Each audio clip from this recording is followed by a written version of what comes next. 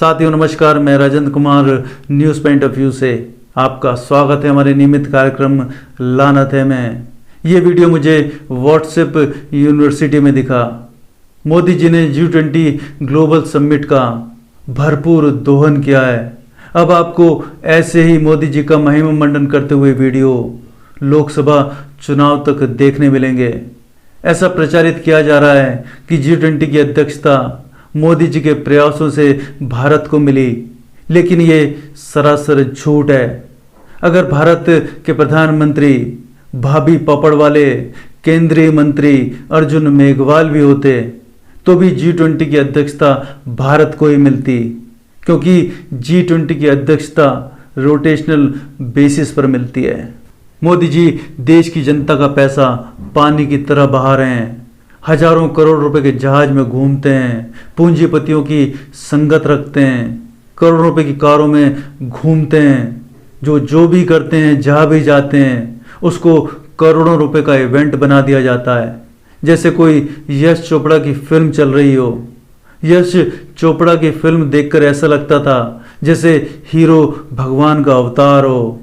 कोई बलात्कारी नहीं, कोई अत्याचारी नहीं, कोई गरीबी नहीं, चारों तरफ समृद्धि समृद्धि हो, चारों तरफ रंग बिरंगे फूल खिले हों और चारों तरफ प्रेम ही प्रेम हो।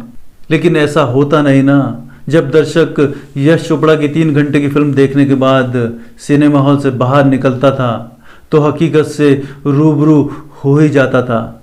लेकिन जनता को मोदी जी के मायाजाल से निकलने में 10 साल निकल गए।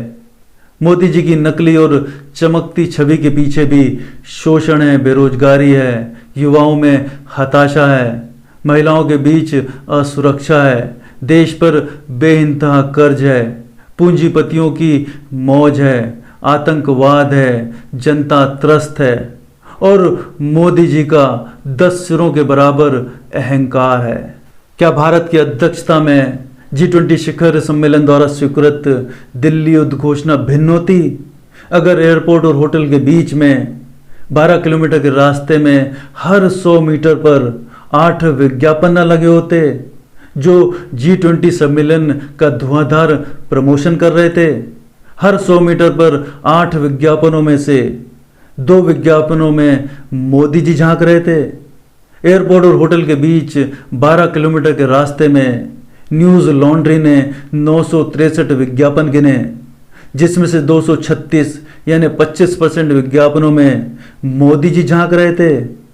क्या जरूरत इतना पैसा बहाने की, जनता का पैसा खर्च करने की? असल में मोदी जी 2024 के चुनाव की तैयारी में लगे हैं। पूरे G20 सम्मेलन के दौरान मोदी जी अकेले दिखे। न तो उनके साथ उनकी पत्नी थी, न कोई चाटुकार था, न ही कोई उनका मंत्री था। पूरे G20 सम्मेलन को मोदी जी ने मोदी सर्कस बना दिया।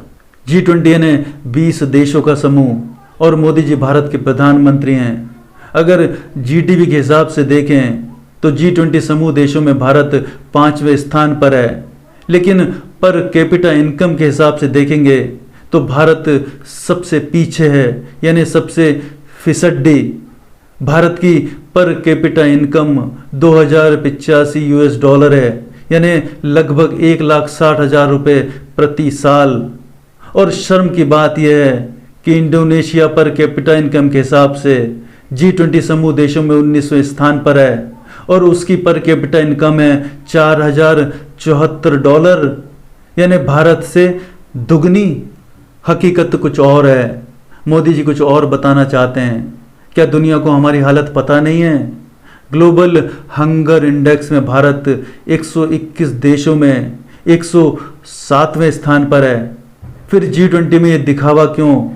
दुनिया सब जानती है कि ये सब चुनाव के लिए किया जा रहा है।